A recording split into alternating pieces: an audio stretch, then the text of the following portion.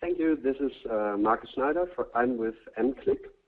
And during the OWS 10 test bed, we had the chance to contribute and implement another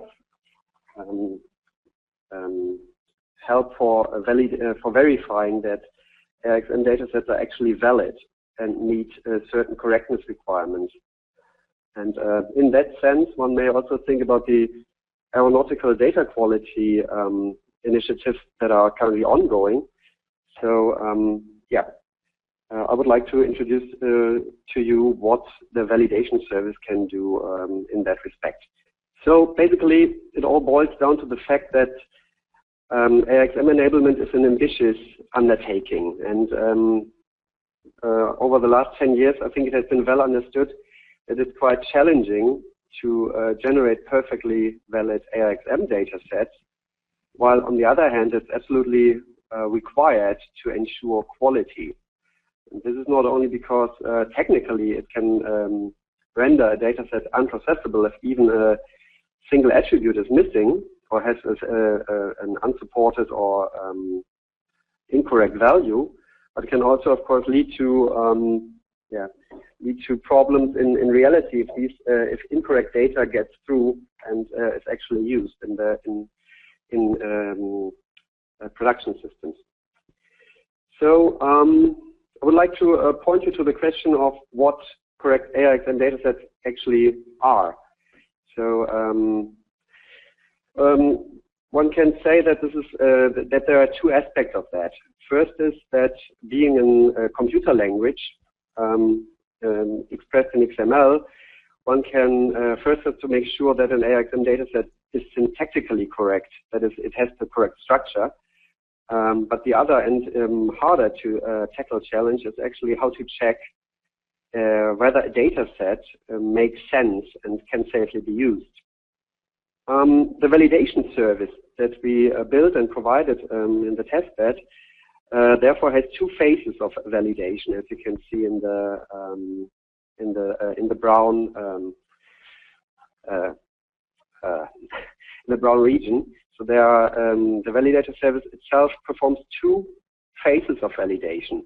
First, it does a structure checking, a syntactical check based on the AIXM schemas and the AIXM extensions. And the second thing is that it performs a schematron rule checking. That is, it checks against the business rules, which express the semantical aspects of correctness. All those results and errors are then returned in a comprehensive validation result, which allows to easily spot where problems in the input document are. So you may wonder what AIXM business rules are if you never heard about that. So those business rules encode semantical requirements. That is usually, or in a technical sense, it means that one has certain dependencies between values. I will give an example for that later. These are these are encoded using schematron because this is a uniform way, and there's available technology to readily implement that. The whole definition of business rules is an ongoing effort taking place in the AIXM Business Rules Community Project and run by Eurocontrol. So for the AIXM validation service, we used and implemented the latest rule set from that community project.